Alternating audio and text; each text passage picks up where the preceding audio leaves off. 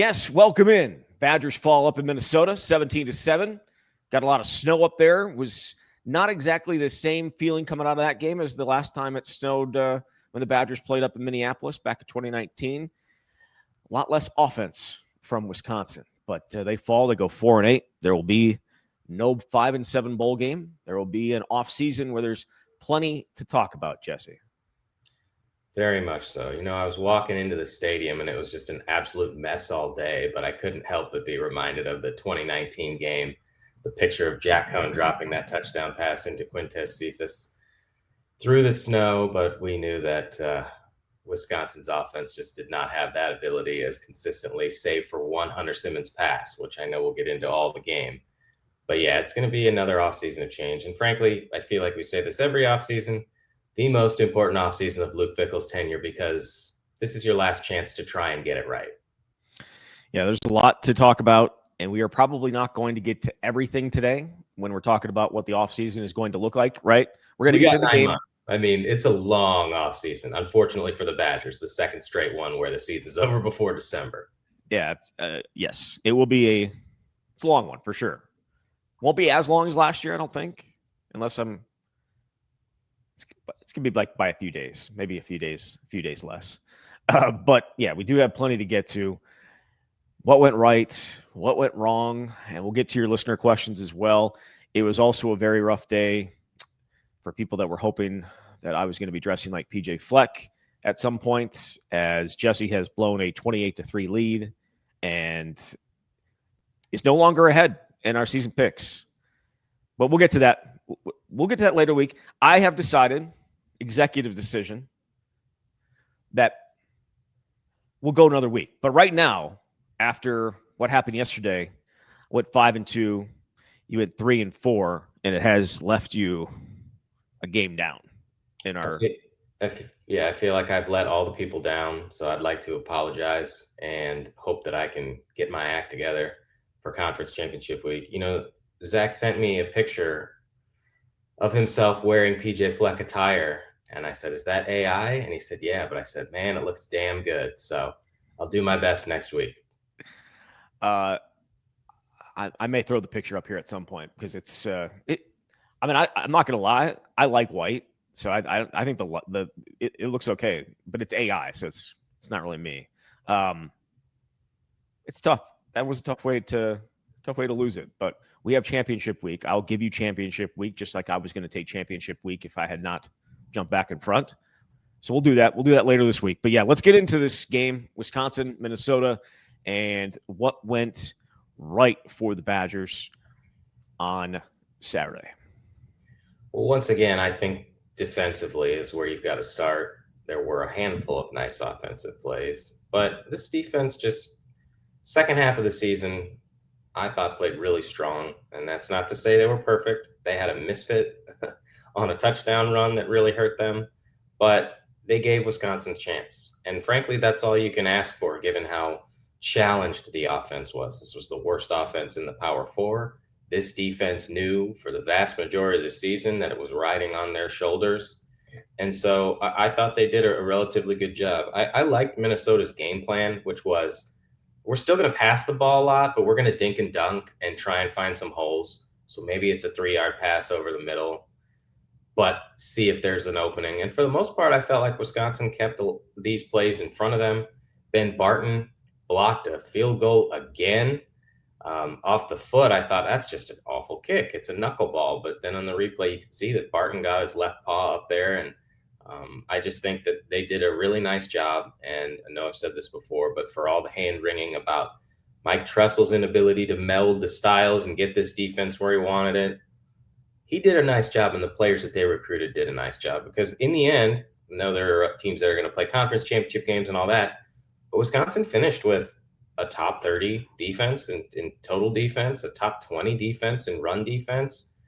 And we saw the talent and the ability once again on Saturday, even though it was not great weather and Minnesota doesn't have a great team. So I want to give credit to the defense to start. Yeah, I think that's probably where it has to start with this team, because they're the ones that consistently have shown up, especially the last month and a half, the last month and change. right? I think the Oregon game, they certainly gave everything that they had in that game, and this last month, these last 4 games did the same, and they were the reason that they beat Washington. They were the reason that it was a 10-7 game against Indiana at half. They were the reason. I shouldn't say they were the reason. They were a big part of what happened against Illinois, and they were a big reason that Wisconsin was even close in that game last night when you turned the ball over 3 times. So there was a lot to like about the defense, and a lot of it is young, especially in some key spots. Obviously, they have to fill the front and interior defensive line. They've already done that. They've already started to add to, or I should say, they've already started to try and add some depth to that spot in the transfer portal already. But when you think about Mason Posa, Cooper Catalano, that's where it starts. You got Christian Allegro as well, and then some of the edge guys that, whether it's the Sebastian Cheeks or somebody like that. Like, they have some nice pieces to start with. Secondary is going to have to be turned over again, even though you would hope some of the younger guys that have been recruited in these last couple classes will step up. But that's where it has to start when you think about the future of this team, is the excitement, and assuming those guys, everyone that you want back, is back. Yeah, I know it's a classic the camp trope here where we do a show and then some crazy stuff happens. So that's always a possibility. But this is what the week is going to look like, where now you're starting to present contracts to the guys. You talk about player retention, and I can't imagine it's the first discussion anyone's ever had, or the philosophy takes place well before you get to the presentation. But this is a really important week. This is what they did last year. Give these guys the contracts, tell them what the terms are. Hopefully you can reach an agreement and start to build your roster and know what you need depth-wise when you do go to the transfer portal. But there are a lot of nice pieces defensively, though. Obviously, they're going to attack the portal with everything they've got at most positions, which is the same thing they did a year ago. If you look offense and defense, the only position that they didn't add through the portal was running back. How'd that work out? You never know, of course. But I mean, I'm not saying that they shouldn't have, made, like, you had talent. I'm just saying you never know what's going to happen. But yeah, they've got some nice pieces. Yeah, we'll dive into that. There are obviously questions in our listener questions and talking about which positions that Wisconsin should be attacking, which ones that they need to get better at. And again, you could probably say that, say about every position, but there's certain positions on this team that are clear targets for the transfer portal and will be moving forward. Some other things that went right. You mentioned it. The one pass to Vinny Anthony was a beautiful move by Vinny Anthony and a great ball by Hunter Simmons. It got them deep down into Minnesota territory, just inside the 5, and they were able to finish it off on 4th down with a great throw by Carter Smith and a great catch by Jackson Aker for what was originally not ruled a touchdown, and then it was ruled a touchdown. It was they desperately needed that play, and you felt really good about that. You get there right at the end of the game, you get there right at the end of the half, and you're getting the ball coming out of the half, and you're like, all right, well, Wisconsin's going to be in this game. And then obviously we know what happened, and we'll talk about all the bad stuff that happened in the second half with Hunter Simmons. But the pass that he threw was right on the money, and I thought Vinny was going to take it. Like, in regular weather, he's not getting caught. Like, I don't think there's any doubt in my mind whatsoever that he's getting in the end zone. But he also gave the golden boy, Colby Parrish, a little stiff arm there to get about 20 more yards after that. So that was a big time play, and Jackson Aker's catch was as good as you'll see. Those are the offensive highlights that happened on the same drive. It was the only scoring drive Wisconsin could manage, and there's a lot to like about those two plays. It's just the Hunter Simmons situation and that pass and everything that happened sums up the bizarre nature of this season. Like, Carter Smith has given you not a lot through the air. So you put this guy in who's like your 2-minute specialist for the 3rd time and immediately drops a bomb in there for 67 yards or whatever. And then you go back to Carter, and that takes some testicular fortitude, shall we say, to be able to pull off a play like that. That's kind of where his strength is you get him on the run. He's got that gunslinger ability. Maybe something bad will happen, but he was able to put it in the only spot where Jackson could catch it. And my God, that is probably the catch of the year from a Wisconsin player, at least, to get not just one, but both feet in and do it like that, where you're just tapping the sideline. And that he kept his foot in bounds before he caught the ball, because that was the biggest issue, it seemed like, on the replay review is, well, if his foot went out of bounds and it was really close, and then he's the first guy to catch it or touch the ball, it negates the whole play. So that was absolutely huge. And there's just not a whole lot else to say about what went right offensively. I mean, they had a 100-yard passer because Hunter Simmons was able to pull that off despite some interceptions, though a large chunk came on that Vinny Anthony pass. And they didn't get a lot in the run. Darian Dupree was your top running back, but it just epitomized what the offense was all year, which is an absolute mess. Yeah, the 182 yards that they had passing was I mean, they haven't passed for over 100 yards in the previous, I think it was 6 or 7 games. I think it was 6 games. That was good. Good job. Got over 100 yards, and you're right. Most of it came on that pass to Vinny Anthony, which was a career long for him. The 68-yard catch and run was a career long for Vinny Anthony in his final game as a Badger. So that was good. And Jackson Aker in his final game, catching the pass the way that he did as well. Congrats to both those guys. And I guess Hunter Simmons for his final game, throwing a 68-yard bomb to Vinny Anthony in that weather. It's not easy. It's not easy to throw. That's not an easy throw. He was wide open, but that's not necessarily an easy throw. So, yes, I guess that's it for what went right on the offensive side of the ball. Yeah. What else did you want to hit on? Anything? I was just going to say special teams was a mixed bag, but you didn't. So you had some shanks. I mean, that's difficult weather. But you also had return men who didn't lose the ball, and just being able to hang on in those conditions, I think is at least worth a mention. It's not like someone broke a 50-yard return or anything like that. But in the what went right category, if you're looking for things, you can find them. Is that it? Yeah. All right. Let's jump into what went wrong. And since we started on the offensive line, or I started on the offensive side, let's stay on the offensive side.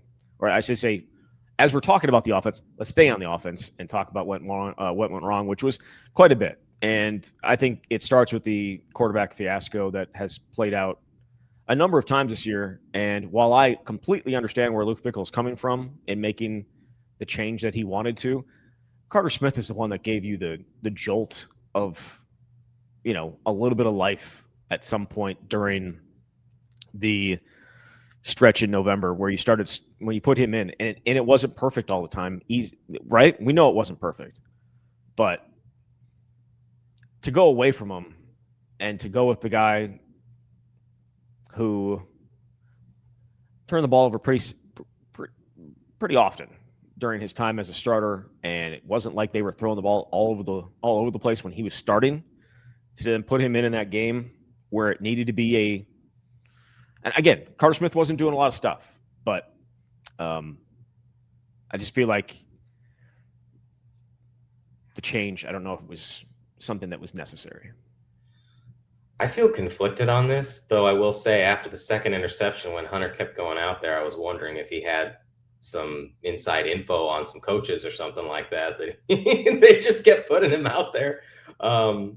But this also speaks to just, yes, Carter gave them a boost, and also I think there's a lack of confidence in the ability to get some things moving, particularly down the field. And that's what was so maddening about all this is Hunter throws a good ball when it gets there in the right place. You saw that pass to Vinny Anthony. The problem is how frequently it didn't get to the right place. The first interception should have been intercepted by the first guy, but it bounced off him and ended up getting picked by the second guy. Shout out to that dude, by the way, John Nestor, who got all 3 turnovers, unbelievable. And the second interception is absolutely inexcusable. I asked Hunter about what happened, and he said Tretch was running this drag route, and he felt like Tretch had some leverage, but you didn't even give him a chance, and I probably shouldn't have thrown it in the first place. Should have thrown the ball away. You threw it behind him. You threw it right to Nestor, and it was the back-breaking play of the game, obviously, because Wisconsin is down 10-7. You are finally got to the 20-yard line, so you're in the red zone. It's 3rd and 7. Worst case scenario, if you have an incompletion, you trot out the field goal team, and I know it's been hit or miss. 37-yarder, at least you have a chance to tie the score. Well, Nestor takes it the other way and ends up at Wisconsin's 16-yard line. So you went red zone to red zone, and 2 plays later, Minnesota gets the 13-yard touchdown pass. The game is over. So third quarter, it's 17-7. Wisconsin hasn't scored more than 14 points in now 9 of the 12 regular season games. So you knew it was going to be challenging. And the play's just inexcusable and kind of perfectly encapsulates what Hunter Simmons this season. He had 2 touchdowns and 7 interceptions this season. And I know I said, well, October was these top 20 defenses. Minnesota was not that. And you still couldn't put the ball consistently in the right place in tough conditions. But Carter was 5 for 8 for 20 yards. And I get that he threw that touchdown pass. I just feel like this staff was thinking, well, who gives us a better chance to get something going through the air? And it was very clear what they felt. And they were willing to roll with that despite the turnovers, because you had Carter's longest completion was a 12-yard pass up the sideline. It was a shorter throw that ended up, receiver broke a tackle and got on the sideline. Yeah. So it's tough, but overall, and this is, maybe this is a topic for the end of the show or for another show, but what I wrote off the game is what we've been talking about for so long, which is this game was yet another example, not the only one, of why Wisconsin has to go after a top-tier quarterback in the transfer portal. And that's easy to say, and every program in the country is going to say that. And that's the part of the problem here, is it's a buyer's market. And there are 50 teams trying to buy it. But I would say it's a seller's market. Or a seller's market. Because you're selling a product, but yeah. Well, yes. 50 programs are in the market to buy, I guess. Anyway. And there's probably not 50 top tier quarterbacks. Yes. Yeah. But you have to try. The point is you just there's only 3 scholarship quarterbacks on the roster for next season as things stand now. So you're going to need one anyway. But Danny's been hurt. Carter has a lot of upside, but a lot to improve, which I asked him about after the game, and he acknowledged it. He said, I'm not going to sugarcoat it. There's a lot of things to fix, but I'm not worried about it because I have the right people. And then you're bringing in Ryan Hopkins, assuming he signs on Wednesday, who's a high school prospect. So quarterback play, it needs to be so much better. There are so many other things that have to be better, but you can't have a season where you've got 9 touchdowns and 13 interceptions as a quarterback room. And the Billy Edwards Jr. injury obviously torpedoed the season, and that's why there's no guarantees even if you do go to the portal. Can't be 4 straight years, can it? It has to go to the portal? No. Your starting quarterback.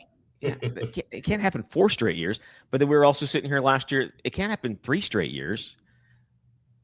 So, I go back to July and sitting in, or maybe August, sitting in the stadium and being like, when Billy originally got hurt, and you're like, I can't watch this again. And then we watched the exact same thing all over again. It was just, but he was even worse. They averaged 12.8 points per game this season. That was the worst since 1990 when they had 12.1. The offense overall, yards per game, and especially throwing the ball, was horrendous. And it's not like they ran the ball well at all. I mean, they weren't as bad throwing it, or they weren't as bad running it as they were throwing it, but it wasn't a huge difference in terms of just the continued and consistent success. It just wasn't there all year. And yeah, we can point to the quarterback, and that is the most important position, not just in football, but in all of sports, in my opinion. Quarterback is the thing. But while you mentioned it, Minnesota dinked and dunked their way down the field most of the time, right? They weren't taking big shots. Where was Wisconsin's game plan to try and potentially do the same thing? Yeah. You mentioned the one throw to Vinny Anthony, the one that he broke the tackle and went up the sideline. I believe that's the one that you were referring to. Those throws were there for a large stretch of the day, and a lot of Wisconsin's was over the middle. There wasn't a ton of things to the outside. The problem, I think, with Carter is he sometimes just wouldn't let it go. Like, he wouldn't throw the ball, and that is a little concerning. And he also wasn't running. There was no effective quarterback run game either. There was just nothing there, and the field was so sloppy that you could really never stick your foot in the ground and go. If you're Wisconsin, if you're Minnesota, apparently you could a little bit better than Wisconsin could. But Was that field? I mean, I don't know. Didn't hear the broadcast. Wasn't listening to the broadcast. Just was watching. They have a heated field there. It was snowing so heavily though that like Did they say this? no, I was watching it like the snow was constantly covering the field, and every break they had like 10 stadium workers with shovels going out there just so they could shovel the hash marks and the yard markers because it was getting covered up every 5 minutes.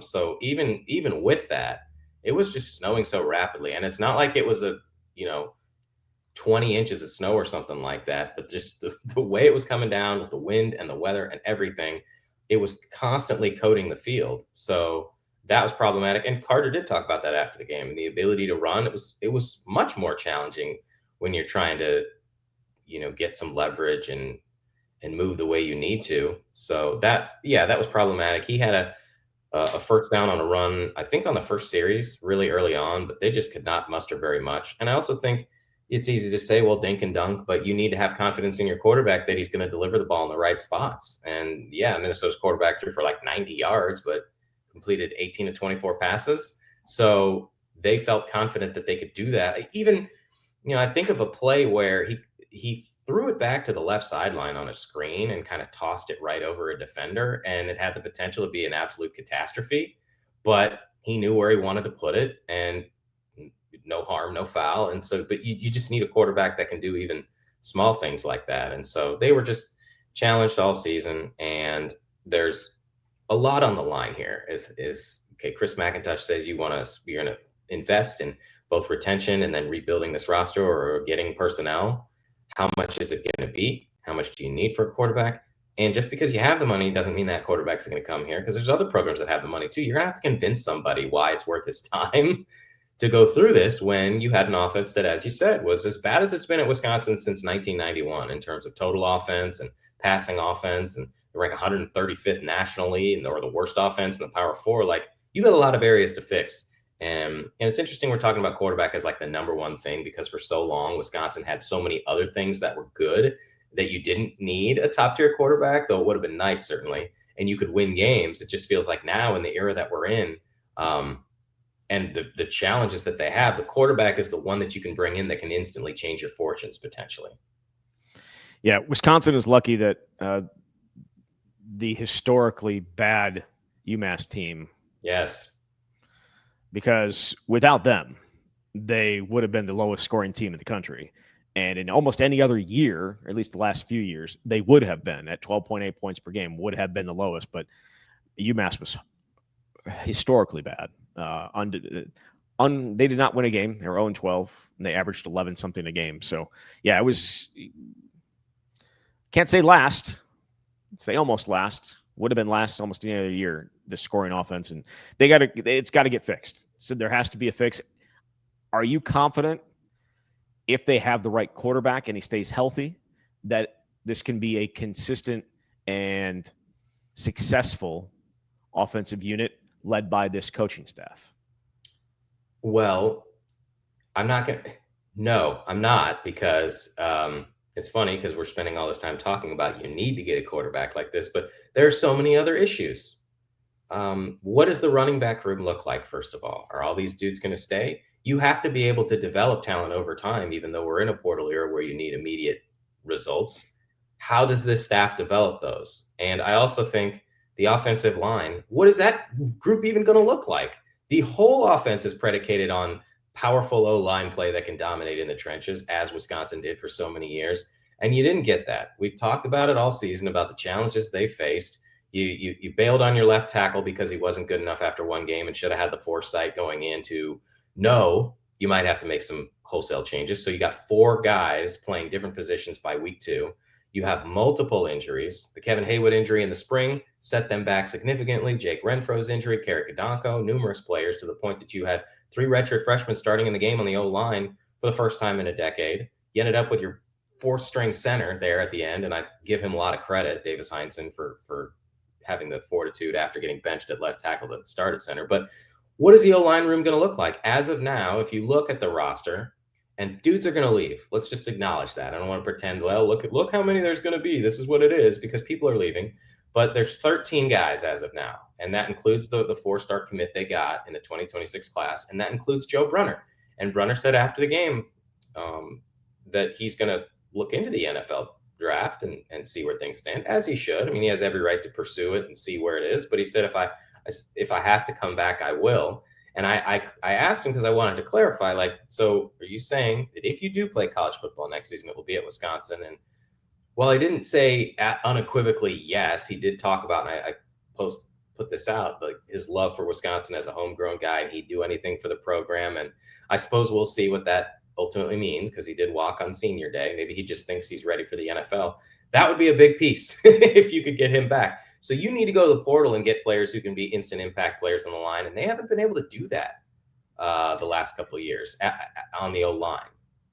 See, my thing about that is you have to grow young. You have to grow. I mean, like you do need some players got in different places, but they have recruited that spot better than anything else. You need to develop the talent that you have. Yes. And again, I know that recruiting rankings don't mean anything once the guy actually gets on campus, but there was a lot of talent that a lot of different teams wanted that is in that room. And if it's going to stick around and stay around, it needs to grow together and grow up and play some football. They have to actually play football. I think Emerson Mandel, and again, Colin Carberly didn't start yesterday, but has got to play a bunch this year. Where is Emerson Mandel's best position? Is it right guard? Is it right tackle? Is it is it left guard? Is Kevin Haywood? I mean, he's going to have well over a year before he actually has to play again after that ACL, because it happened in March, right? So he's going to be having not a full off season, but he'll have a full summer where he probably is not necessarily rehabbing, but instead working and getting stronger. We know that some of the younger guys, whether it's like a Hardy Watts or Ryan Corey or fill in all the like a Nolan Davenport, they have so many guys that were so heavily recruited and such a big win for them on a regular base, like over other teams. Those guys are still there. And I don't think you can just go to the portal and say, hey, get in here, because those guys want to play too. They need to play. They need to get out there, and whether they're ready or not, that is the question that has to be answered, and whether they feel good about the development from now until next September, and whether any of those guys can be ready to go. I don't think it is out of the realm of possibility that you're going to have other redshirt freshmen starting next year. It's a possibility because of the talent there. But you're right. It is also another aspect of they have to win next year, and they don't really necessarily have time to grow guys. But the only way you grow on the offensive line is actually playing together, and just to go into the portal and try and recruit over guys to play next year is going to be probably bad for the long-term health of the program. It's a tricky spot to be in. The future most certainly are those 4 third-year players, that they will be third-year players that you mentioned: Haywood, Corey, Mandel, Coverly. At the same time, if you're just looking at numbers, what if Brunner leaves? What if you lose a portal guy? Even 2, you're down to 11 scholarship O linemen for next year. So I'm not saying you don't go. I'm saying I think it depends with the caliber of player you're capable of getting as well. Like, they have gone the let's get a depth piece route, and then that's fine, but as you said, Zach, like it's a delicate balance, because they have to win in year 4. They have to be able to develop, but they have to also bring in people who can be difference makers if it's out there for them. So, yeah, I mean, the O-line room is going to look different, I think, next year. It will. Again, I know the offensive line is probably, because you want to be able to dominate the offense. You want to be able to dominate the line of scrimmage, and that just has not happened.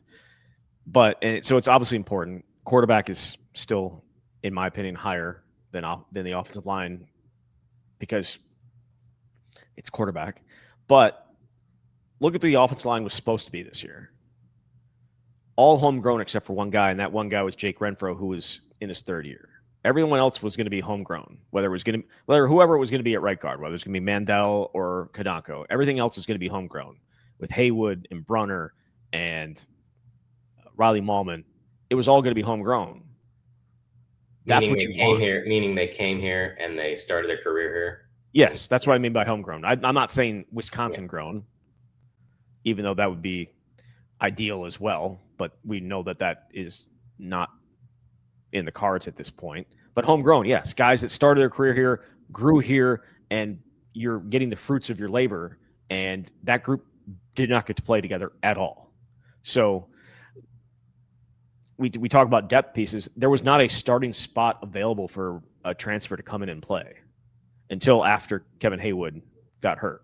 And so, like, trying to go out and get a great player to come in and play when it was clear that they felt good about the group that they had and wanted to run with those guys, I think it's tough. It's like running back.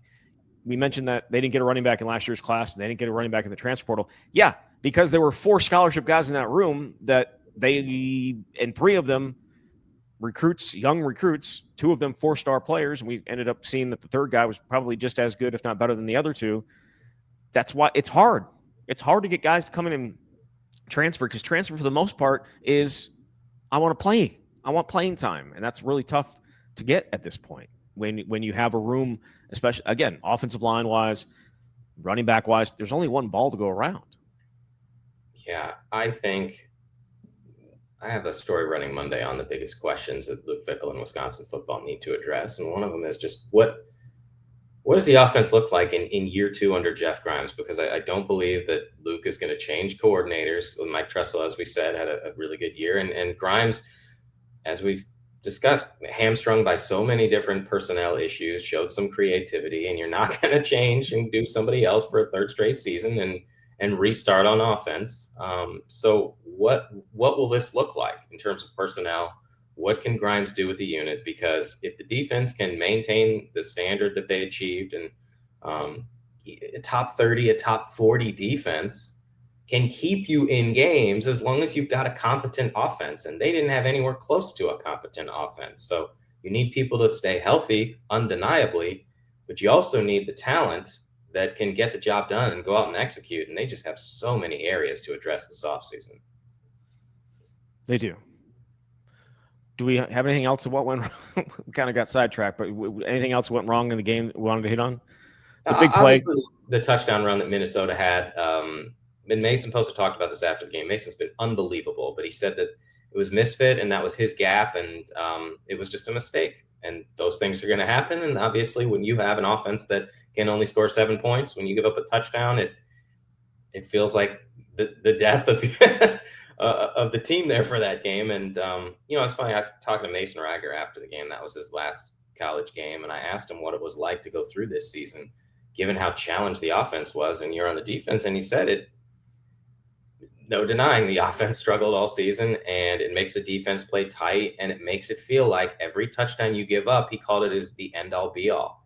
Now, he went on to say that he was really proud of the defense, and he feels like they have a hell of a defense, and they showed what they're capable of, but it just put that group in such a difficult spot that if you gave up a touchdown, you knew you were in big trouble. Yep. And they were.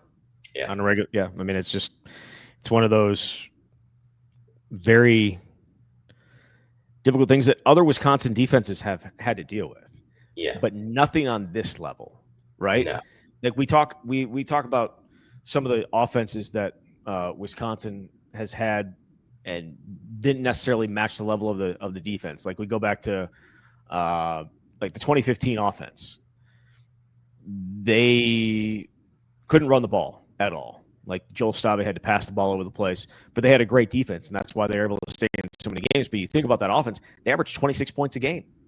Or you think about the 2016 offense, which against Ohio State and against Michigan and in a lot of these games where the defense was keeping them in games but couldn't find a way to score, they averaged over 26 a game, 27 a game. This team averaged 12 points a game. 12. And even less, obviously, in Big Ten play. It's impossible.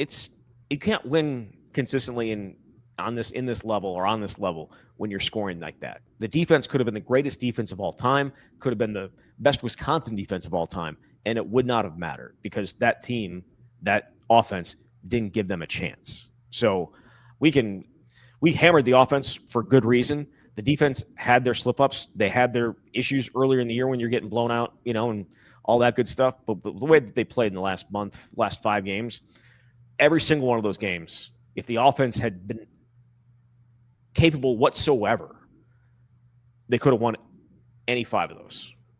Maybe not Indiana, but could have perhaps at least been in games. And when you turn the ball over 3 times, it's just not going to happen. That's how Minnesota scored, right? That's how, I mean, turnovers and the field position battle, they dominated that. Wisconsin's average starting position until late in that game was bad, and Minnesota's was not, in large part because of the turnovers and some of those shank punts. You're not going to win games like that. Yeah, and defense, again, like that first fumble could have been absolutely catastrophic, which Vinny Anthony's running through and they snap it to him. And they've been flirting with disaster on a play like that many times, it felt like. But the defense, it's the second time it happened. But the defense was able to get the blocked field goal and not give up any points. But at a certain point, you throw an interception and then the other team has the ball at your 16-yard line. It's hard to give yourself much of an opportunity. I guess the other what went wrong here is overall. I mean, they lost the friggin' Axe for a second straight year. They've lost to Minnesota 4 out of the last 5 years, and now this is the second consecutive year where they've got an empty trophy case for an entire offseason, and that's more indicative of issues that go beyond the Minnesota game. But just, I feel like, does it completely wipe out the momentum you felt like Wisconsin had from November because they won those couple of games? I mean, to play the way they did in this game, which ought to be the biggest regular season game of the year for where Wisconsin is and for what this rivalry means, it takes something away, I think, to a degree, because 4-8 and you go out, at least offensively, with such a whimper. I don't know. Not the best way to close the season and have that final memory. I don't think you're wrong. I don't think you're wrong at all.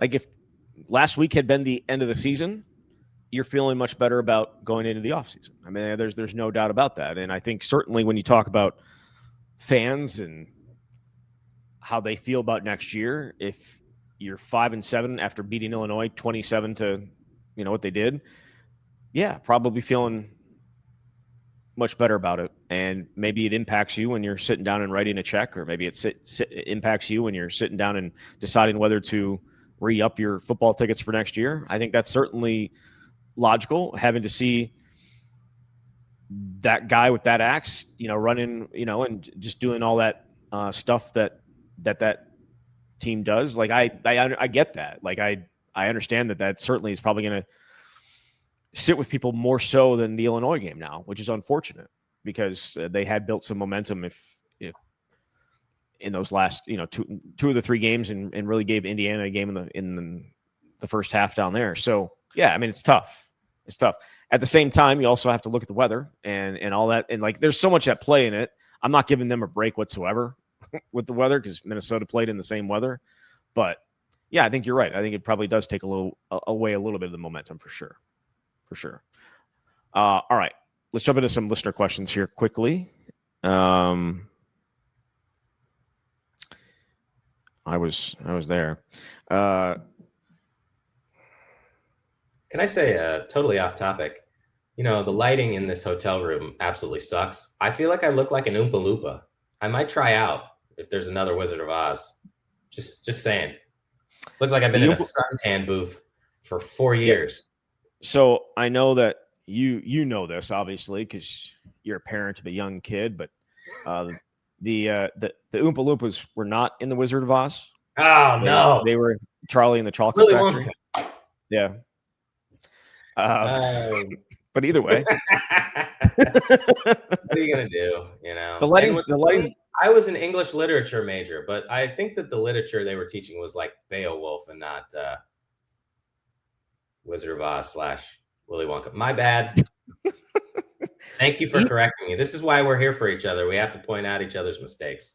Well, I mean, the Wizard of Oz, just obviously with Wicked, the second. Obviously, yeah. I'm a huge Wicked guy. No, I have never seen Wicked, and won't be seeing the new one either. But it's impossible to miss with the way that you get hit over the head with the Disney stuff. All right, let's jump into this a little bit. What has you excited for next year? Nate is asking, and he says Jesse has to answer.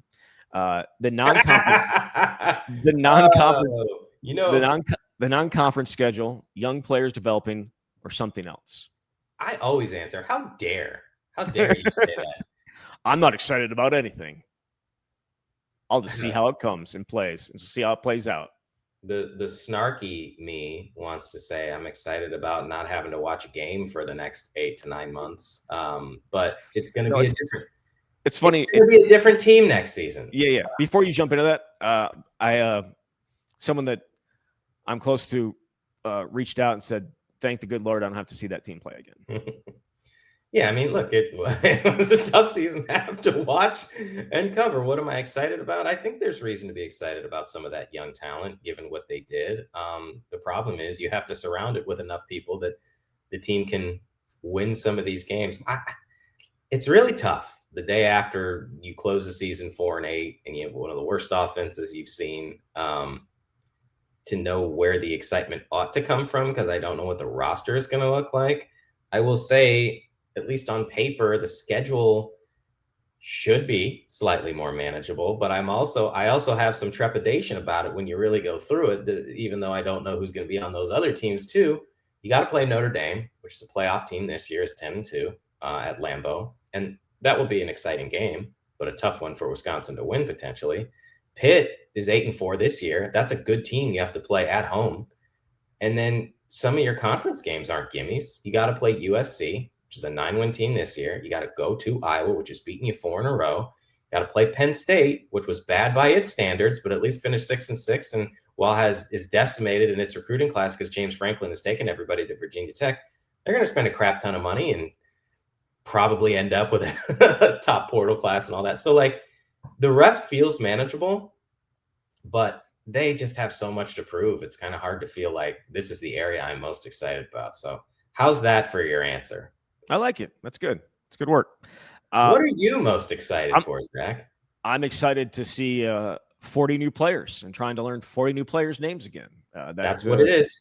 Yeah. So that's going to be enjoyable, and getting the chance to talk to another quarterback where it's all going to be different this year. It's the entire thing is going to be different. It's not going to go like it has the last 3 years, and really excited to hear that for the next 9 months. It's going to be different. What's going to be different?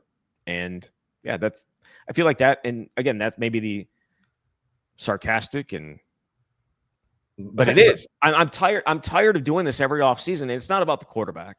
It's about just the idea of it. And again, but that's the only thing that college football is. It's living for the next year. To be honest with you, it's always been like that. Mm-hmm. Right? What is next year? What's the year after that? That's what was great about college for so long, is you knew, for the most part, you knew guys were going to be here for a certain amount of time and they could grow together and all that good stuff. But it was still I can't wait for this. They're going to be older, and that's what next year is going to be. But at this point, it's not that. It's 40 new guys trying to come together and hearing the exact same stuff we have. And it's not just this coaching staff, it's every coaching staff in the country, saying this will be different this time and this will be different. We're going to do this and it's going to change this and the outcome is going to be that. Just get me to September and show me that it's going to be different. Yeah, I think you speak for a lot of people too who feel the same way. And we've been saying since at least last offseason and probably the one before that, we're just in the show me mode. It's the time even for more so now. Yeah, of course. But it was after year one, when you saw what happened relative to what the expectations were, it was like, okay, well, I'll believe it when I see it. And we're still in that same mode because they've had a worse record every year. 7-6, 5-7, now 4-8, and you've got to make so many different changes. So we will see whether whatever changes they make are going to lead to significant differences during games. Just yes or no to this. Does a healthy O-line get this team back to a bowl game, or is it a healthy QB that matters more? I guess not a yes, no. But that's not a yes or no. Now you're putting me in really awkward positions. Which one? Which one's more important, a healthy O-line or a healthy quarterback? Well, I'm inclined to say I want to say a healthy O-line, but I don't know how good that O-line is going to be. the quarterback is the one with the ball in his hands every snap. So I'd like to see what that looks like. That's why I'm going to go to the quarterback. We've had 3 seasons of this. Like, what? And I know Tanner Mordecai, he broke his hand, he missed a month. But certainly the last 2 years, it was just a what if? What would that have looked like? And we'll just never know. So, what will it look like if they can get whoever it is they're going to get? That person can stay healthy, and can he be a difference maker? I just would rather see the quarterback. Tom says, overreaction. No, this loss will hurt Wisconsin in the transfer portal by encouraging more players to leave. No, I don't. I mean, there's an argument to be made that if they had rallied and they had 3 touchdowns, it was 21-10. People are feeling good. Ultimately, though, I don't know how long that lasts. I think people who are going to leave have their mind made up because they don't like their playing time situation. They feel like the program isn't going to be a contender for wherever they think they're at. And I also think oftentimes players perhaps have a false idea of what their ability is when they go into the portal, as we've seen, because a lot of guys have left Wisconsin and ended up in lower divisions, and that doesn't mean you can't have a ton of success. But I don't know that one game is ultimately going to change guys deciding to leave. I mean, it's a totality of a whole year in the program and what it was like, I think. Agreed. I think more so what it does is at 4-8, and I'm not saying they weren't doing this already, but there is individual talent on this team. Yes. Right? I think it encourages even more teams to come get that talent. That there's got to be some kind of, not fracture in the program or anything like that, but guys are probably a little bit more willing to listen to potentially go elsewhere. But I would agree with you to an extent. I think it's a slight overreaction. I don't know that it's a complete overreaction. Richard says, overreaction or no, nearly all the Wisconsin offensive starters will be new next year, and the coaching staff will be overhauled as well. I think that's an overreaction. Well, so let's break down the coaching staff thing, because that was another one of my big offseason questions. I don't believe there's going to be changes in the coordinators, but I do wonder what Luke is going to do with the staff. He's shown he's willing to make changes. He's fired two coaches. I think 5 this is the other part, is you don't know what coaches are just going to leave because there's a better opportunity or a similar opportunity to a program that isn't 4-8, because they've had 5 coaches in Fickell's tenure leave for a variety of reasons. So that could also be part of the equation too. But the players, I mean, I think I'm with you on the O-line. Like, probably going to see guys who are playing this year.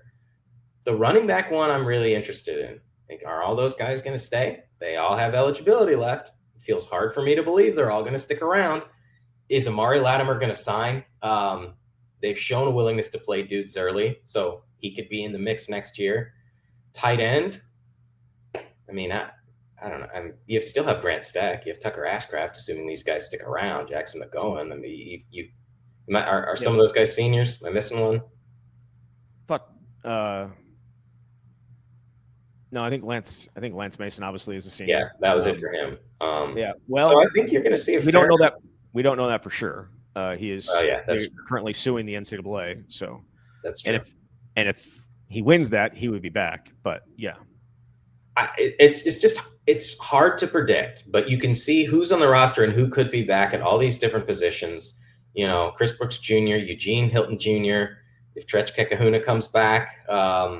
Those are guys who are part of the rotation here that could get serious playing time. Yeah. Let's see where we got some other here's. This one's kind of ridiculous, but I'll throw it at you anyways. The ridiculous questions are the best questions, Zach. Who has a greater chance of being the starting quarterback against Notre Dame, Carter Smith or Dylan Raiola?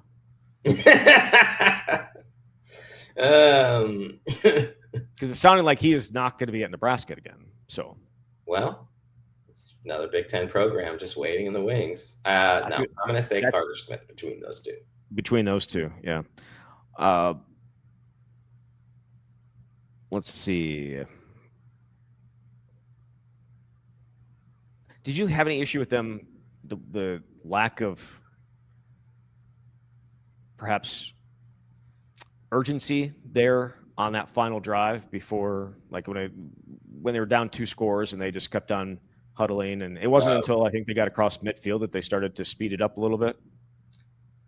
That was one of the questions that Adam was. He was wondering if there's some a lack of urgency down 2 scores under 5 minutes and huddling. Again, snarky me wants to say I'm all for the game ending more quickly. So if you want to drain the clock, let's not pretend like they were going to score twice. But I'm not the coach who's trying to win the game. H-Town Badger says over under on transfer portal signings. What's the number? Oh, I'm supposed to pick? Yeah. Okay, this is interesting because obviously the recruiting class is small. Right now, there's 13 players committed, and who knows what the hell's going to happen between now and the early signing period beginning on Wednesday. But I think that opens the door for the potential for more transfers, because previously Wisconsin would go 18 to 22 recruits. Well, there's not going to be room for as many transfers. Now, I don't know who's going to transfer out of the program, but based on what we've seen the last couple of years, they've gone 20 plus transfers. So I'll say 23 and a half. That's what I'll set the over under at. And I would take the over. Yeah, I think it'll be close, but I'll take the over just because they're going to go and look at every single position. There's 31 seniors. Okay. What's the math here on this then? No, what I'm saying is like you're bringing in 13 to replace them. Correct. What I'm saying is they're losing that many seniors. Mm-hmm. You're going to have other transfers out. Yeah. Your recruiting class, as you mentioned, is low teens at this point. They might add, but there's a lot of spots to add to. Yeah, you might be right. It's going to be probably biggest transfer portal class they've had, just given yes, I think so, where they are as a program and what they've said they need to do. Invest. Yes. Well, that means you're spending more money. Yes, that's a top end guys require more money, but I think that's across the board with all the positions they need to address. Because let's be real, they need to address almost every single position, if not all of them, on offense and defense. I guess this one goes back then to whether this information is readily available or not. But any idea where the money is coming from for invest significantly when the team performance and fan interest is low since been in quite some time? That part's always challenging because it's not information that anybody provides, because they feel like it'd be a competitive disadvantage and you don't know what the other schools have. That is another one of my questions in this Monday story is what does that number look like? How much do they need to spend? Because very clearly this is going to be an offseason when they spend more money than they've ever spent on the portal.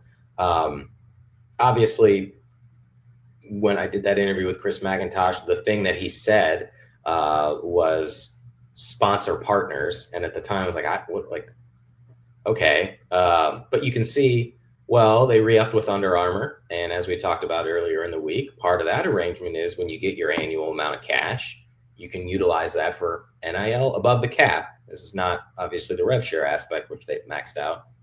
So if you get $4 million from Under Armour, you can put it toward that. You're going to need other sponsor partners.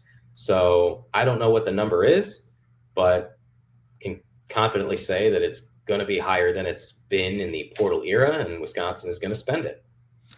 Question for you. Do you think fans, and I guess us to an extent, will be excited about the quarterback that they get? I think my answer is they damn well better be. No, I'm serious, because if you go get a quarterback who, well, he started at a Power 4 program that went 3-9, like I really believe that's just and it doesn't mean Wisconsin's going to go 10-2 and be in the playoff, but you want to generate instant enthusiasm and excitement. That is the one position where you can do it. That is the one guy who can elevate an entire program, and it takes so many other dominoes to fall correctly. Indiana was already good a year ago, but you bring in Fernando Mendoza, you pay him a couple $1 million, and he's a Heisman Trophy, probably going to win the Heisman, but it's either him or Julian Sand. I mean, he's a Heisman finalist. And so I think they better. You have to. And also, like, you can't say, I feel like you're going to commit these financial resources to players and then just get, for lack of a better way to put it, a run-of-the-mill starter who's considered to be a middle rung guy when you have these portal cycle rankings. And again, rankings aren't the end all be all, but when you do it at this stage for portal guys, it's based on a track record in college that can help you project how good they're going to be, assuming they stay healthy. Yeah. Got a number of questions about that one. I think that takes care of just the idea of what the type of player that they want, type of player that they need at that spot. They're not getting a Mendoza. You know what I mean? Like they're not getting that. He was the 1 or 2, 3 right around there. Duke's the one that went from Tulane to Duke. Mensa for a lot of money. He was one of the top rated guys, and it hasn't necessarily worked out great down there. What are you talking about? They're going to the ACC championship game as a 5-loss team. Yeah. So there are the quarterback matters. There's no doubt. There's more to it. Indiana added to a very good roster with one of the best quarterbacks. Right. And I don't want to sit here and sound like, oh, they get this top tier quarterback and everything is solved, because it's not. Right. But if you're trying to generate that enthusiasm, I think that's where it starts, because who else are you going to bring in at other positions? Oh, look, they got a right guard who started 40 games at X school. Like, it's just different at quarterback. It is. Do you think they add more than one quarterback? That's a great question. I'm inclined to say no. Assuming they still have Danny O'Neal, Carter Smith, and then Ryan Hopkins comes on board, I can't see 5 scholarship quarterbacks. But I also don't know the status of O'Neal with the injury, how severe it was. It certainly looks severe, and they're going to need to know what's the likelihood that he's available next season. But I think I'd be surprised, assuming those guys stick around. Yeah. One thing on the game yesterday, what was that? The whistle blowing multiple times and Hunter Simmons still getting driven into the ground. Yeah. What was that? There seemed to be some indecision there on the refs. Like, the ref is coming in from the sideline and nobody saw him. And I can understand why the play continued, because no one stepped in and was like, this play is not happening. It never happened. Whistles. Yeah. They were using whistles. Yeah, that's how they peel. That's how everyone is told that the play is over. It's on the I put it on the refs. Honestly. Oh, absolutely. That's what I'm saying. Absolutely, it's on the refs. Well, no, I'm not. No. You're going to put it on Minnesota? If you hear multiple whistles, stop playing. Yeah. It wasn't just that they kept playing. It was that they put the quarterback into the turf hard. Throw the ball away, Hunter Simmons. That too, but yeah. Let me see a few more here. Yep. Oh, well, some of these I can't actually say on air here.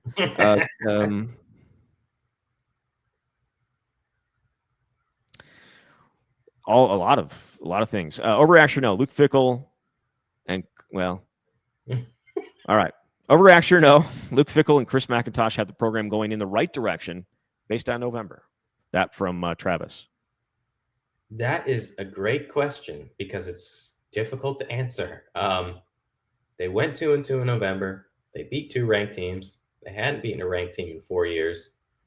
And yet, the whole right direction thing is so hard, because, as we've said during this show, there's going to be 40 new players on the roster next year. So that's why I don't think in the momentum of this, whatever happens in the last game of the season, they went to a bowl game and look what they did against LSU in the ReliaQuest Bowl. That offense finally came alive, and it was like, okay, well, Tanner Mordecai's done. It's a completely new team. It makes you feel a little bit better going into the offseason and January workouts.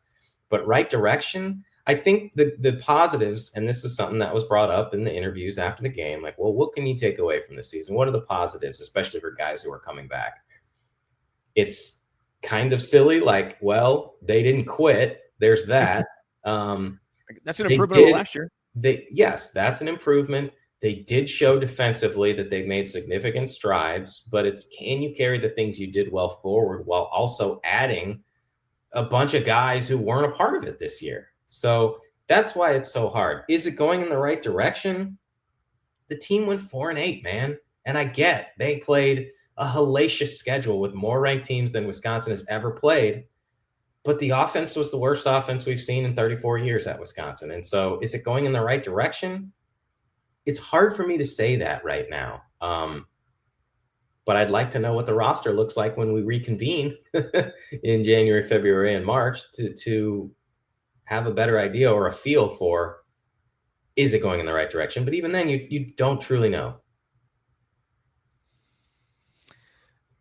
Do you feel like it's going in the right direction? I mean, they could have fractured and gone 2-10, and that obviously would have been worst case scenario, and they didn't do that. And I think that should be acknowledged. At the same time, the right direction means it's going to be better next year. It's going to be. My question is, can it be worse? Can it be worse than where they are right now? Can it be worse than what it was like the first 3 months or the first 2 months of the season? I wouldn't think so. I wouldn't think so. I mean, they got shut out twice. They got shut out in back-to-back games for the first time in over 40 years. It's the worst offense that we've seen in 35 years, scoring-wise, and yards-wise, it's 34. Like, it was as bad as it gets. Like, I don't know that it can get worse. And if it does, yeah, he doesn't make it through the season. No, but I think those are two different questions, Zach, or two different topics. Like, can it be worse? You would think not, but is it going in the right direction? I'm not sure. But that's what I'm saying. Like, can it get worse? It has to be. If it can't get worse, then it has to be either staying or moving in the other direction, right? Or no? I mean, I'll say this: there were some good vibes after the 2 of the last 3 weeks. Yes, but moving in the right direction. I don't think anybody was owing Luke Fickell an apology or owing Chris McIntosh an apology after the 2 of the last 3 weeks. I don't think that anybody was doing that. And so that's how I felt. Like, there was some positive momentum, but it wasn't like it erased what had happened. Yes. And so it has not erased the last 3 seasons. I'm not sure it's moving in the right direction. I would probably say it's not moving. It's not moving. Well, yesterday would suggest it's moving in the wrong direction. But again, that's what happens. I don't know that it can get worse than it was this year, but I have been wrong about this team every single year. So under Luke Fickell. So we'll see. This is obviously the next month and change will give us a good idea of whether it has a chance to be moving in the right direction. If you see them getting players, significant players that other schools want, I think that is an indication that things are moving in the right direction, that there is money flowing in, and there is money that they're using, and there is money that they can find a way to help this team. But I'm not confident that it is moving in that direction at this point. That's where I fall. Also, you weren't that far off. We didn't think it would be this bad, but you did say they'd go 5-7. So 4-8 is relatively close. I said 6-6, which in retrospect looks tremendously foolish, but at least I didn't say 10-2. That would have been insane. I didn't have them losing the way they did to Maryland, and I did not have them looking the way they did a majority of the month of October, right? Or not even competitive. The idea before the season was to show growth and show improvement and be in games. And they just that was non-existent for a month and change. So that to me would be you were looking for growth. The record may be worse. The record may be same as it was last year, but you're looking for growth. And I was expecting a better team. And I think that they were at times a better team, especially this last month, but that is not the way you want to end a season, losing to that guy. So either way, we'll get to more of your questions as we head here through the week. And obviously signing day coming up on Wednesday, and they are going to be holding a press conference. I don't know which day that is. Are they holding it on Wednesday? Generally, yes. Yeah. So we'll probably have a show coming up on Thursday. We'll have a show on Tuesday, of course, but we'll have another show on Thursday to talk about signing day and all that good stuff. And look forward to more of the off season, and also at some point we'll get the swing going as well. It's officially basketball season now. A little tough road trip out there for the Badgers. Blown out by BYU, or I should say, blown out by TCU, but lose to TCU. Beat Providence. Really impressive game from Nick Boyd. It's a football show. We won't dive too far into it, but the swing will be back very, very soon. Jesse, thank you for the entire football season, and we've got so much more going on here into the off season and spring ball and summer, and then fall camp again. Thank you very much. Thank you, Zach. I would argue the offseason is more interesting than the season, certainly in recent years. But thanks to all of you who've been listening and watching all season. We both appreciate it and look forward to doing a whole lot more shows this offseason. Absolutely. Absolutely. All right. You've been listening to The Camp.